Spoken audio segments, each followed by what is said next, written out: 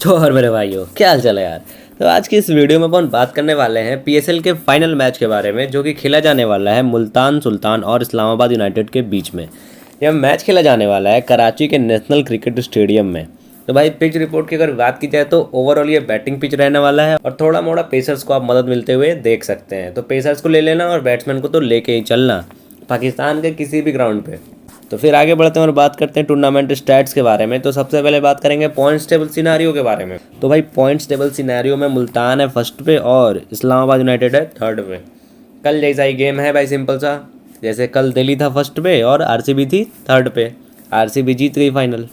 May be आज Islamabad United final जीत जाए। ठीक, 2024 है भाई, कुछ भी हो रहा है तो मैं कुछ टिप्पणी नहीं करना चाहता हूँ क्योंकि आप लोग ऑफेंड हो सकते हैं। इसी कारण मैं कुछ नहीं बोलूँगा और आगे बढ़ूँगा और बात करूँगा recent matches on this venue के बारे में। तो भाई recent matches on this venue से अपने को यही पता करना है कि पेसर्स को कितने विकेट मिलते हैं और स्पिनर्स को कितने विकेट मिलते हैं। सिंपल सा भाई वीडियो, एकदम सिंपल सा, आसानी से देख लो, समझ लो, खुद से बना लो और जो जीतना चाहो या जो अल्ट्रा करना चाहो खुद से कर लो। हाँ, अगर नहीं समझ आता है, लास्ट तक भी समझ में नहीं आता है, टॉस के बाद कन्फ्यूज़न होने लगता है, तो लिंक दिया गया है किसका, टेलीग्राम का, जाओ और ज्वाइन कर लो। टीम तो मिल जाएगा तुमको 15 मिनट पहले, 20 मिनट पहले, समझ गए? तो रेडी रहो ज्वाइन करके। तो देखो भाई, रिसेंटली जो मैच हुआ था पेशावर और इस्लामाबाद यूनाइटेड में, पिछला वाला मैच जो वीडियो भी बनाया था मैंने, उसमें देखो पेसर्स को मिले थे 7 और स्पिनर्स को मिले थे 3। बता चुका हूँ पेसर्स को ज़्यादा विकेट मिलते हैं, तो पेसर्स को लेके ही चलना। आज के मैच में बता देता हूँ एक पेसर का नाम ध्यान में रख लेना, अब्बास अफरीदी। कौन? अब्बास अफरीदी, ध्यान में रख लेना इस नाम को, अब्बास अफरीदी। फिर आगे देखते हैं और एक और रिसेंट मैच के बारे में बात करते हैं जो हुआ था इस्लामाबाद यूनाइटेड और क्वेटा ग्लैडिएटर्स के बीच में। वहाँ भाई पेसर्स को 8 मिले थे और स्पिनर्स को 7 मिले थे। और भाई रन्स अगर देखना चाहो तो भाई रन्स तुम बिंदास देख सकते हो। देखो 174, 135, 146, 147 रन्स अच्छे खासे बनते हैं। ठीक है, तो रन्स की चिंता मत करना तुम कि रन्स नहीं बनेंगे, रन्स अच्छे खासे बनेंगे। तो लेके ही चलना बैट्समैन को। और एक रिसेंट मैच देख लो जो हुआ था पेशावर और मुल्तान के बीच में।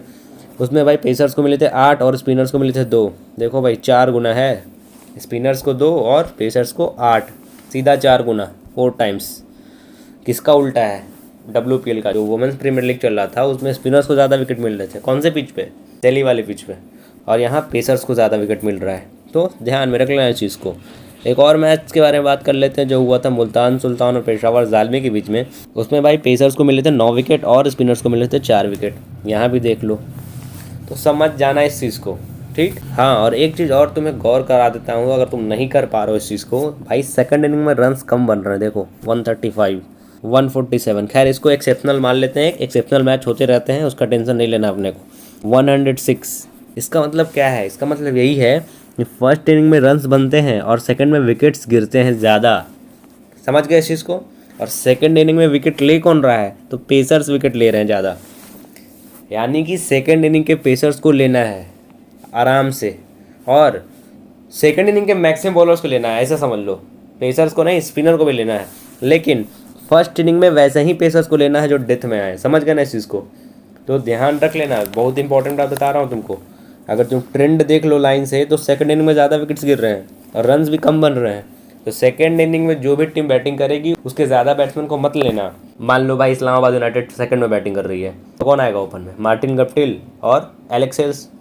तो दोनों में से किसी एक को ट्राई करना। अब तुम कहोगे भाई दोनों तो तगड़े बैट्समैन हैं, किसको ट्राई करूँ?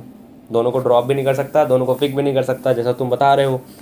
तो उसके लिए वेट करो किसका? मैचअप का। मैचअप बता दूंगा, समझ लेना। अगर मार्टिन गुप्टिल का मैचअप किसी के साथ रहा, अगर मार्टिन गुप्टिल का मैचअप किसी के साथ रहा तो मार्टिन गुप्टिल को ड्रॉप कर देना, और एलेक्स हेल्स का किसी के साथ मैचअप रहा तो एलेक्स हेल्स को ड्रॉप कर देना। तो उसके लिए करो मैचअप का वेट, समझ गए? इसलिए बोलता हूँ कि हर सेक्शन को ऐड करो। मतलब देखो, फर्स्ट सेक्शन में रिसेंट मैच के बारे में बताया, फिर हेड टू हेड मैचेस के बारे में बताऊँगा, फिर मैचअप के बारे में बताऊँगा, समझ गए? तो तीनों को जोड़ो, लिंक करो, कड़ी जोड़ो, और तीनों कड़ी जोड़ने के बाद जो बेस्ट निकलते हैं, बेस्ट 11 उसको बना देना। भाई करके तो देखो यार, बता रहा हूँ, 15 दिन करो तुम।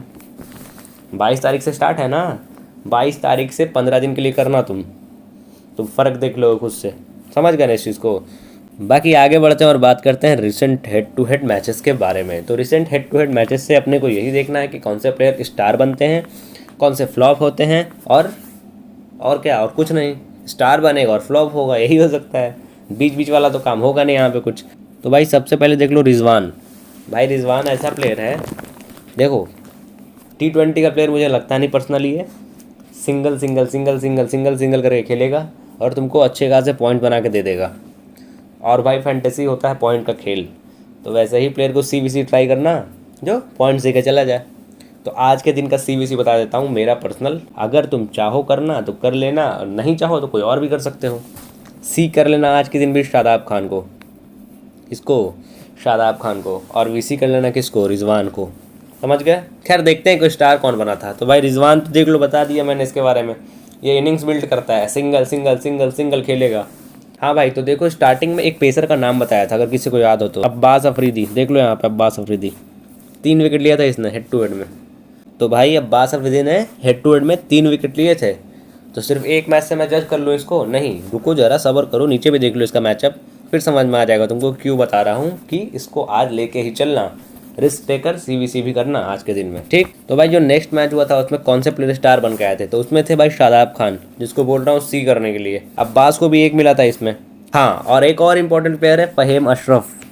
भाई इसको इग्नोर करके मत चलना, ये अच्छा प्लेयर है।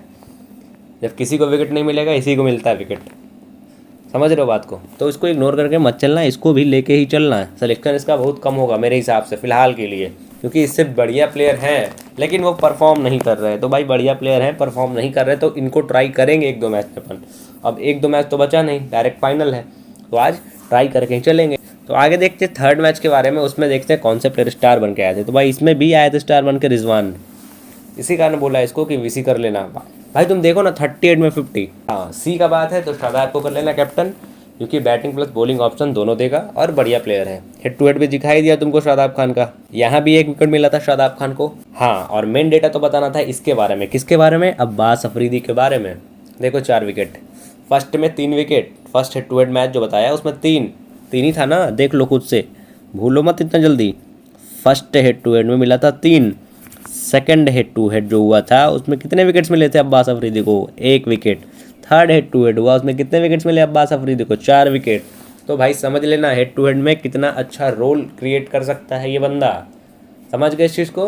तो अब्बास को लेके ही चलना, और GL में CVC भी ट्राई करना। SL में तो बता चुका हूँ मैं, शादाब खान और रिजवान। ठीक है, तो फिर आगे बढ़ते हैं और बात करते हैं most important section of this video के बारे में, जो कि है प्लेयर बैटल। भाई ये इंपॉर्टेंट क्यों बोलता हूँ या मोस्ट इंपॉर्टेंट क्यों बोलता हूँ? क्योंकि यहीं से तुम रिजेक्शन वाला प्रोसेस कर सकते हो। बिंदास किसी को भी हटा सकते हो मैचअप के बाद, कितना भी हाई सेलेक्टेड बंदा क्यों ना हो, 99% का सिलेक्शन क्यों ना हो उसको भी अपन चाहें तो ड्रॉप कर सकते हैं, लेकिन तुक्के में नहीं, उसके मैचअप के कारण। तो जानेंगे तब तो कि किसके साथ मैचअप बन रहा है, ऐसे तो ड्रॉप करेंगे नहीं। भाई फर्स्ट है एलेक्स हेल्स। भाई इनका मैचअप है विली के साथ, फिर इनका मैचअप है स्टोन के साथ, और इनका मैचअप है जॉर्डन के साथ। तो भाई कोई भी खेलता है तीनों में, तो इसको लेके, किसको लेके, इन तीनों में से कोई भी खेलता है, उन तीनों में से किसी एक को लेके और एलेक्स हेल्स को ड्रॉप कर देना। अगर खेलता है तो, नहीं खेलता है तो टॉस के बाद पता चलेगा। तो इसी कारण बोलता हूँ कि टेलीग्राम चैनल को ज्वाइन कर लो। लास्ट में अगर डाउट होने लगे, समझ में नहीं आने लगे, तो डायरेक्ट टीम पकड़ो, चले जाओ, ज्वाइन कर लो कॉन्टेस्ट। तो अगर तीनों में से कोई खेलता है तभी एलेक्स हेल्स को हटाना, नहीं तो लेके ही चलना, ठीक। नेक्स्ट है कॉलिन मुनरो। भाई बेंच के हैं तो बाद में बात करेंगे फिलहाल के लिए। नेक्स्ट है भाई आगा सलमान, इसका मैचअप किसी के साथ नहीं है तो लेके ही चलना। तो भाई नेक्स्ट है शादाब खान। तो भाई इसका मैचअप है मीर के साथ और जॉर्डन के साथ, लेकिन फिर भी भाई मैचअप मैटर नहीं करता है, क्योंकि अगर बैटिंग से फ्लॉप होता है तो बॉलिंग से पॉइंट दे के चला जाएगा। इसी कारण अपने को लेके चलना है और इवन CVC भी ट्राई करना है। नेक्स्ट है आजम खान। भाई बहुत ही क्लासिकल प्लेयर है, लेकिन इसका मैचअप आज बन रहा है उसामा मीर के साथ, तो मे बी ये फ्लॉप हो जाए। आगे बढ़ते हैं और बात करते हैं रिजवान के बारे में। तो भाई रिजवान का तगड़ा मैचअप है शादाब खान के साथ। तो भाई रिस्क टेकर हो तो GL में ड्रॉप कर देना, सीधा ड्रॉप कर देना अगर रिस्क टेकर हो तो। लेकिन एक पॉइंट इसका मैंने पहले तुम्हें बता दिया है, ये है टुक टुक वाला प्लेयर। टुक टुक मतलब single single single single single single single single, इस तरह से खेलेगा। तो भाई ये मैचअप को भी पार कर सकता है। लेकिन आज मोस्ट प्रोबेबल चांस है कि शादाब खान वर्सेस रिजवान आपको देखने को मिल सकता है, तो इस चीज़ का ध्यान रखना, ठीक। नेक्स्ट है रिजा हेंड्रिक्स। भाई बेंच के हैं तो फिलहाल के लिए बात नहीं करेंगे, अगर खेलते हैं तो ज़रूर बता दिया जाएगा। नेक्स्ट है जॉनसन चार्ल्स। भाई इसका मैचअप बन रहा है शादाब खान के साथ। और इमाद वसीम के साथ। तो भाई 2 बॉलर के साथ इसका मैचअप बन रहा है, तो जॉनसन चार्ल्स को ड्रॉप करके चलना। भाई नेक्स्ट है डेविड मलान। भाई फिलहाल बेंच के हैं तो बाद में बात करेंगे, अगर खेलते हैं तो ज़रूर बता दिया जाएगा आपको हर चीज़ इनके बारे में। भाई नेक्स्ट है इफ्तिखार अहमद, चाचा जो है, इसका भाई मैचअप बन रहा है शादाब खान के साथ। तो भाई बिंदास हटा के चलना है इफ्तिखार अहमद को। हाँ, अगर बॉलिंग ऑप्शन में आता है, अगर 5th या 6th बॉलिंग ऑप्शन में आता है इफ्तिखार अहमद, तभी लेके चलना। अगर इसके बॉलिंग करने के चांसेस नहीं है तो बिंदास ड्रॉप करना। भाई सीधा मैचअप बन रहा है शादाब खान के साथ, और भाई शादाब रहेगा तुम्हारा कैप्टन। तो तुम तो यही चाहोगे ना भाई, कैप्टन निपटा दे, इसको भी निपटा दे, उसको भी निपटा दे, उसको भी निपटा दे, 2-3 को निपटा दे। तो इसी कारण बोल रहा हूँ कि इफ्तिखार के अगर बॉलिंग के चांसेस नहीं रहते हैं तो इनको बिंदास ड्रॉप करके चलो बिना कोई दिक्कत के, ठीक है। तो अब बात करते हैं सेफ CVC चॉइसेस के बारे में। तो मुल्तान की तरफ से बना सकते हो रिजवान और उस्मान को, और इस्लामाबाद यूनाइटेड की तरफ से बना सकते हो शादाब और सलमान को, ठीक।